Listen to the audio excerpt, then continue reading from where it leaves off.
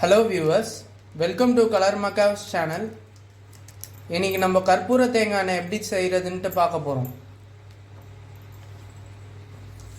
இப்போ இந்த மாதிரி ஒரு சின்ன பாத்திரத்துல ஒரு 2 ஸ்பூன் அளவுக்கு தேங்காய் எண்ணெய் விட்டுக்கோங்க. அது நல்ல பியூரான தேங்காய் எண்ணெயா இருக்கணும். நல்ல சுத்தமான தேங்காய் எண்ணெயா இருக்கணும். அந்த தேங்காய் எண்ணெயில இது மாதிரி நல்ல பூங்கற்பூரம் விற்பாங்க, கட்டி கற்பூரம் மாதிரி. இந்த பிள்ளையாக விற்கிறது யூஸ் பண்ணக்கூடாது. இந்த மாதிரி பூங்கற்பூரம் தான் யூஸ் பண்ணணும். இந்த மாதிரி கற்பூரத்தில் ஒரு இந்த அளவுக்கு கட் பண்ணி எடுத்துக்கணும். கட் பண்ணி எடுத்து அதில் போட்டிருக்கேன்.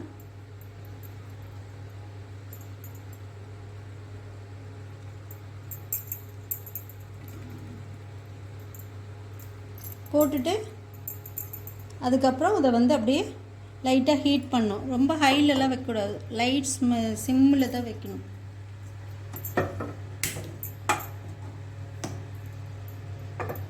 அப்போ அது தேங்காய் எண்ணெய் சூடாகும்.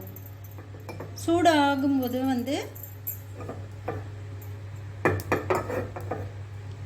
கொஞ்சம் இந்த மாதிரி பண்ணிட்டு இருங்க. பண்ணிங்கன்னா அந்த கற்பூரம் அந்த சூட்டில் கரைய ஆரம்பிக்கும்.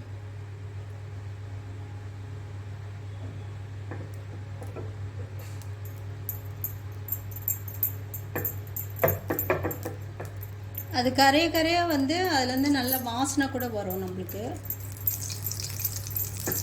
ரொம்ப ஹீட்டில் ஹையில் இதில் வைக்காதீங்க. கொஞ்சம் நான் கூட பாருங்கள், அந்த கேஸை விட்டு கொஞ்சம் தூக்கி தான் பிடிச்சின்னு இருக்கேன் நான். அந்த பாத்திரத்தை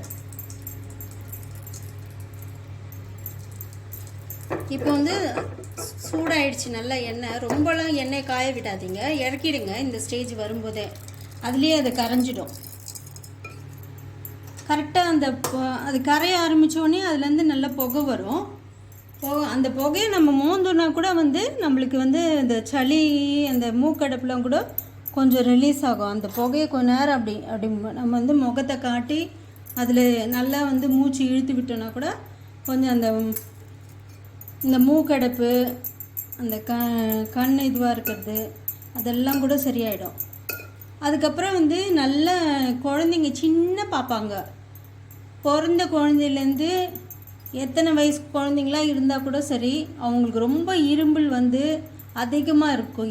இருந்ததுன்னா அவங்களுக்கு என்ன மருந்து கொடுத்தாலும் சரியாகல, அப்போவும் அந்த காஃப் இருந்துகிட்டே இருந்ததுன்னா, அப்போ இதை ஒரு 3 டேஸ்க்கு ராத்திரியில் படுக்கும்போது அவங்களுக்கு நல்ல மாரில் காதாண்டெல்லாம் நல்லா தடவி விட்டு படுக்க வச்சிட்டிங்கன்னு வச்சுக்கோங்க. 3 நாள் பண்ணாலே போதும். அந்த இரும்பல் இருந்த இடமே தெரியாமல் ஓடி போயிடும்.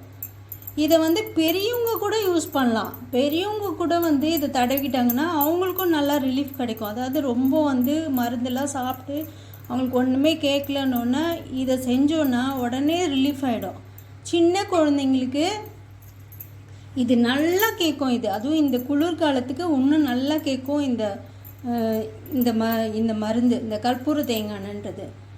நீங்கள் என்ன தான் விக்ஸு அந்த மாதிரி தைலம் அதெல்லாம் தேய்ச்சா கூட பெருசாக ஒன்றும் கேட்காது எறும்பலுக்கு. ஆனால் இது தேய்ச்சிங்கன்னா நல்லா கேட்கும். குழந்தைகளுக்கு நல்லா தூங்க ஆரம்பிச்சிடுவாங்க.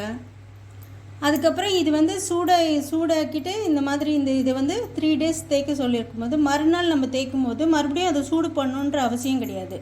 அப்படியே நம்ம அதை அப்படியே மூடி வச்சுருந்துட்டு அப்படியே எடுத்து குழந்தைங்களுக்கு அப்படியே தேய்க்கலாம். மறுபடியும் அதை சூடுலாம் பண்ணக்கூடாது. ஃபஸ்ட் டைம் சூடு பண்ணதோடு அதை விட்டுடணும். லைட்டாக தான் சூடு பண்ணணும். அது கரைய ஆரம்பிக்கும் போதே இறக்கிடணும். இதை நீங்கள் பண்ணி பாருங்கள், கண்டிப்பாக நல்ல ஒரு எஃபெக்ட் கிடைக்கும் உங்களுக்கு.